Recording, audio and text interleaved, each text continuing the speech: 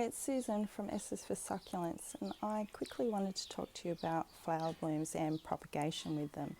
So I've got an example here of an old flower bloom from Echeveria Zorro, which is a really large Echeveria, and it throws off a really large flower bloom. So what I did was I just popped it in some soil and cut off the flower bloom. You've got to cut off the flower bloom, because you don't want it to put energy in, growing it and blooming it. And so it's rooted up, and now with the warmer weather it seems to have triggered off growing these pups.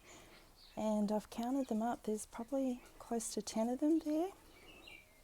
So what you can do is wait for the leaves to dry off and then take the bloom off, or if you feel like the pup off.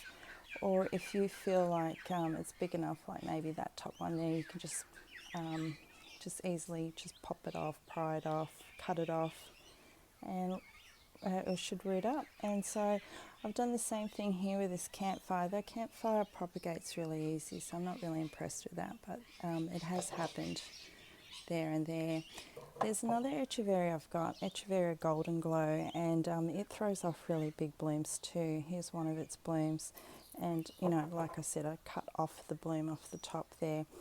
And this one's doing it as well, though it's very early stages.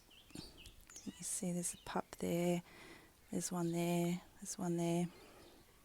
So it's working, but it's slower than my preferred technique, which is laying down the leaves on soil. So I've shown you this tray before, and you can see how much bigger the babies are, and though I think this is just a type of Echeveria that propagates pretty easily. Over here on this side, this is more of them, but you can see the original leaf is gone, it's shriveled up, and now I've got these new babies, and it's thrown off some really good roots too, and they're a good size, so I'm pleased about that. Okay, now I wanted to show you what type of flower blooms you can't use, and it's these ones. So you can see the stem is just too flimsy, there's no substance to the leaves. In actual fact, I'm about to chop these off, these two blooms. Then I have this Bella Rouge, and this is throwing off a nice big flower bloom with really good thick flower leaves.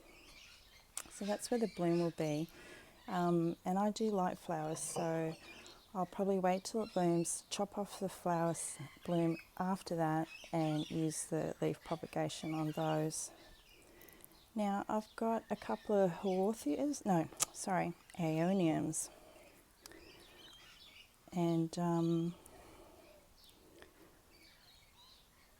I'm going to try the same technique with that. This one I've already taken off the bloom, trim the stem, and I'll just throw it in some soil and wait and see what happens. So there you go, just to show you this is another way of propagating. In actual fact, I think with the bigger Echeverias is probably the more ideal way to go, because I don't think the big Echeverias, like a barren bold or something, those type of leaves, they don't leaf propagate. Alright, catch you later, bye.